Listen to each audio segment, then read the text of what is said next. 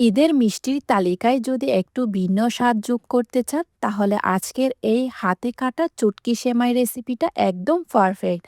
আমি আপনাদেরকে অনেকভাবে চুটকি সেমাই বা চুটকি পিঠা রেসিপিটি অনেকভাবে দেখিয়েছি।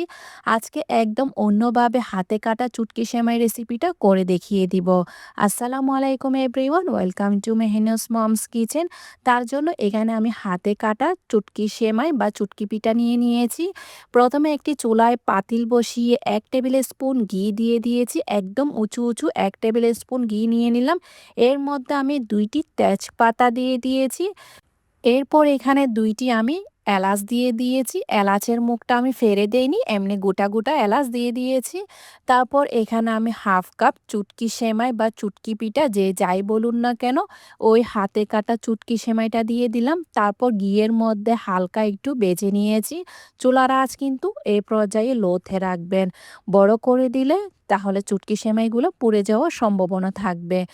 এর মধ্যে 2 টেবিল স্পুন চীনাবাদামকে চপ করে দিয়ে দিয়েছি, 2 টেবিল স্পুন কাজু বাদামকে চপ করে দিয়ে দিলাম, 1 টেবিল স্পুন কিশমিশ দিয়ে দিয়েছি। এখানে বাদামটা আপনারা আপনাদের পছন্দ অনুযায়ী নিয়ে নেবেন। বাদামগুলোকেও চুটকি সেমাইয়ের সাথে ঘিয়ের মধ্যে ভালো করে ভেজে নিতে হবে।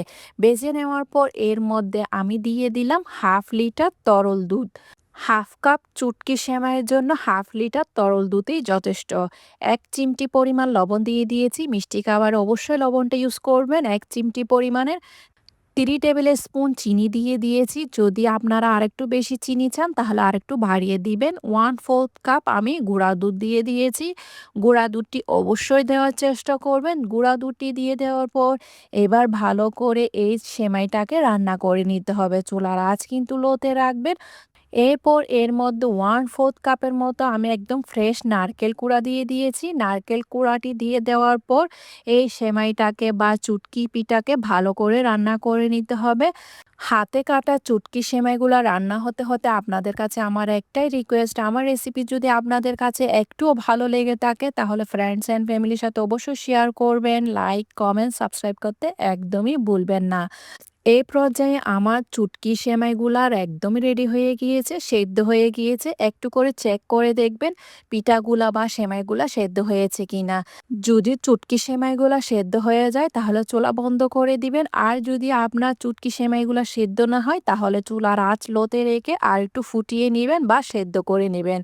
চুলার আঁচ বন্ধ করে দিয়ে এভাবে রেখে দিয়েছি আমি ৫ মিনিটের জন্য। ৫ মিনিট পর আপনাদেরকে আমি সার্ভ করে দেখিয়ে দিয়েছি। এভাবে করে চুটকি পিঠা বা চুটকি সেমাইটা খেতে লাগে একদম অসাধারণ। উপর দিয়ে আমি পেস্তা গুঁড়া দিয়ে পরিবেশন করে নিয়েছি। অবশ্যই ট্রাই করবেন আমার রেসিপিটা। আজকে তাহলে এ পর্যন্ত। দেখা হচ্ছে নতুন আরেকটি রেসিপি নিয়ে। সে পর্যন্ত ভালো থাকবেন, সুস্থ থাকবেন। আমার জন্য দোয়া করবেন।